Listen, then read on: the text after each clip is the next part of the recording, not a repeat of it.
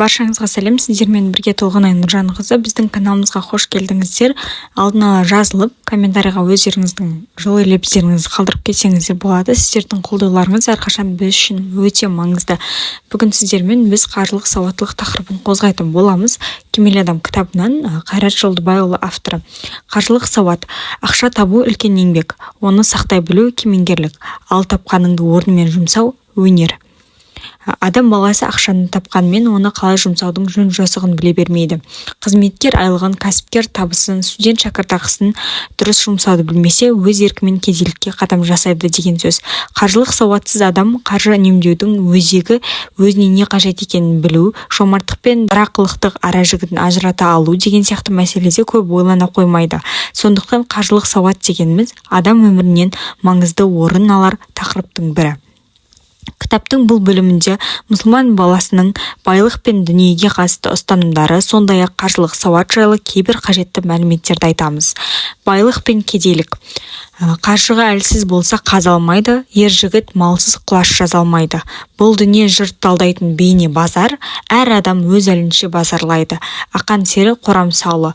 Ақша мен дүние, мүлікке қатысты санамызда орнығып, танымымызда қалыптасқан көзқарасымызға орай оған деген қарым-қатынасымыз бен әрекетімізде әртүрлі болады. Мысалы, ақша, дүние боқ. Ақша адамды бұзады. Бай болсам, бала шағамның психологиясы бұзылады, тіпті наркоман болып кетуі мүмкін. Ақшаны адал жолмен табу мүмкін емес. Немесе осы халімізге шүкір, ақыретте есебіміз жеңіл болады. Бай болсаң, адал досың болмайды. Жиған дүниеңді өзіңмен бірге алып кетпейсің. Ақшаң қаншалықты көп болса, проблемаң да соншалықты көп болады. Ақшаның артына түссем, мен де бай болар едім. Бай болсам, рухани қуатым әлсіреп, Құдайдан алыстап кетемін. Тыраштанып қажеті жоқ, Құдайдың өлшеп бергеннен артық таппайсың, тағы басқа. Міне, осы секілді ақшаға, байлыққа байланысты бір жақты пікірмен санасын кедейлікке психологиясы торлап алған адам сөзсіз жоқшылыққа тап болуы табиғи құбылыс. Әсіресе кеңес өкіметінің байды жексұрын, кедейді жағымды етіп көрсету, үгіт-насихат кейбір адамдардың әлі күнге түп санасынан өшкен жоқ. Сондай-ақ дүниені толықтай тәрк етіп, аксетизмге шақырған бір жақты діни уағыздар да байлыққа қатысты қоғамда қате пікір қалыптастырғаны анық. Санадағы мұндай жағымсыз пікірді адамды кері тартады. Алдына ақшаға қатысты үлкен мақсат қоюына, басқаша ойлауына, ізденіп еңбек етуіне кедергі келтіреді. Бойдағы қабілет қарымына тұсау салып, ішкі ресурстарының толық ашылуына мүмкіндік бермейді. Сөйте тұра, мұндай пікірдегі адамдар көбінесе байлыққа сырттай қызығып, іштей тамсанумен өмір сүреді. Өйткені бұндай көзқарас адамның мына дүниедегі материалды қажеттілігіне кереғары болғандықтан шындыққа жанаса бермейді. Адамның көбі қанағат, шүкір секілді құндылықтарды орынсыз қолданып, онымен өзінің жалқаулығын жабуға, білімсіздігін ақтауға, ішкі мазасыздығын, тіпті қызығу мен қызғанышын жұбатуға тырысады. Ал керісінше, мол ақша мына дүниеде үлкен мақсаттарды орындауға қажет. Балаларыңыздың сапалы білім алуына жағдай жасайсыз. Байлық арқылы мұқтаж жандарға көмектесу мүмкіндігіне ие боласыз. Дәулет жиып, оны Алла жолында жұмсау сауапты құлшылық түрі. Материалдық жағдайың жақсы болса, шығармашылықпен алаңсыз айналысуға мүмкіндік бар. Көп ақшаң болса, ел кезіп жер көресің, көкжиегің кеңейеді, өзіңе деген сенімің артады, ел ісіне араласасың, тағы басқа. Осы секілді байлыққа қатысты санасында жағымды пікір қалыптасқан адамдардың арман мақсаты да асқақ болады. Сол мақсатына жету үшін көп еңбектеніп тер төгеді. Құранның 80-нен аса жерінде намаз құлшылығымен қатар зекет беруді бұйырған аяттар бар. Демек, намаз қандай ұлы ғибадат болса, зекет те сондай маңызды құлшылық. Ал зекет беру мүмкіншілігіне ие болу үшін кісі дәулетті болуға тиіс. Адам жан мен тәннен жаралған. Жанымыздың қажеттігін намаз, ораза секілді құлшылықтармен қанағаттандырамыз, ал тәнімізді ше. Өйткені тәніміздің де өзіндік қажеттілігі бар. Тән материяға тікелей тәуелді болғандықтан, оның азығы да материалды дүние болмақ. Ал адамның осы қажеттігін өтеуі, оны дұрыс әрі адал азықпен қамтамасыз етуі аса сауапты іс.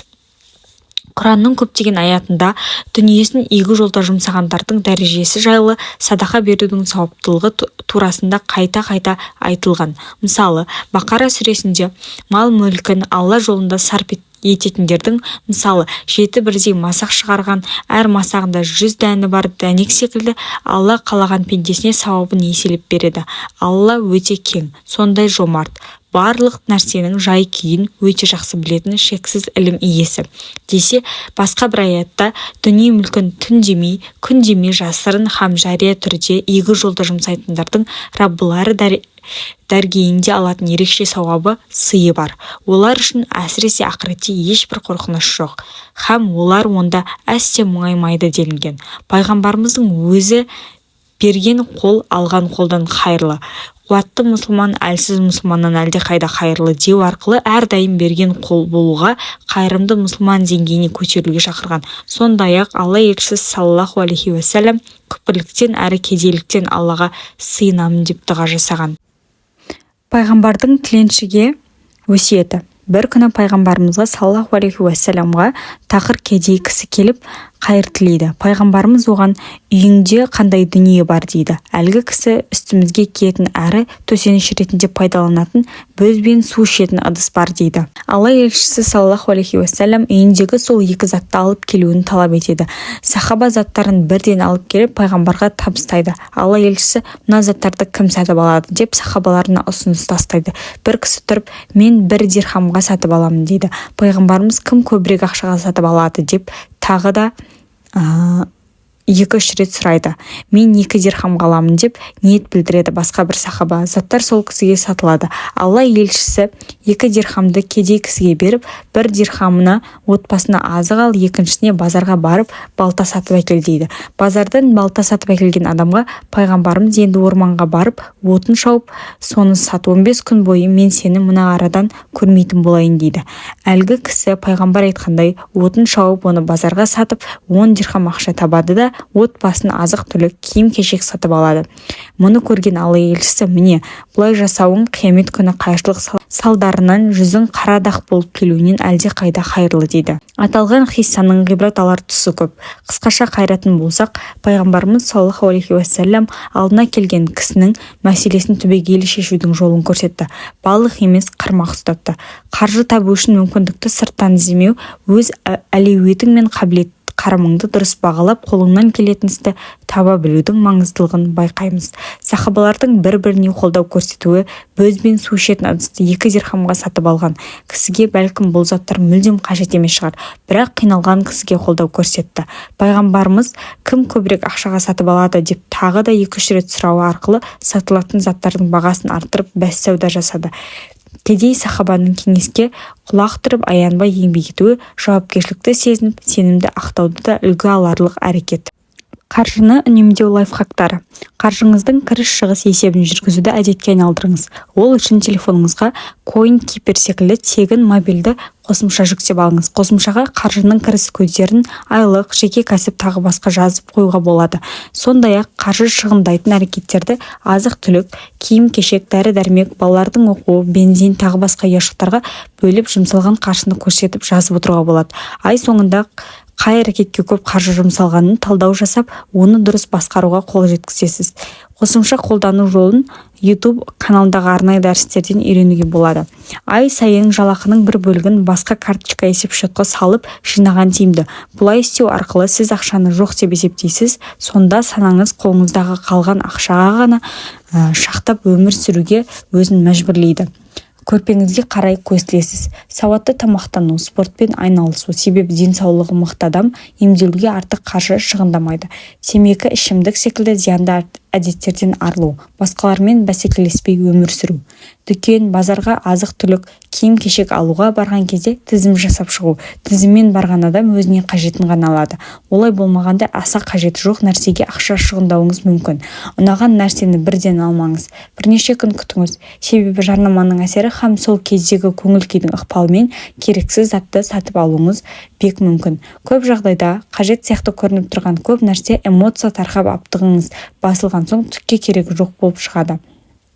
бір зат сатып аларда өзіңізге бұл нәрсе шынымен маған керек пе? Қажеттілігі қанша? Бұнсыз өмір сүруге бола ма? Мұның баламасы бар ма? Секілді сұрақтар қойыңыз. Қажеттілігі анық болғанда ғана сатып алыңыз. Киім-кешекті маусымнан бұрын не кейін сатып алу. Мысалы, қыстық киімді көктемде, жаздық киімді күзде сатып алып қою. Дүкендер көбінесе маусымнан кейін заттарды жаппай арзан бағаға сатады. Дүкендердегі арнайы жеңілдіктерді пайдалану.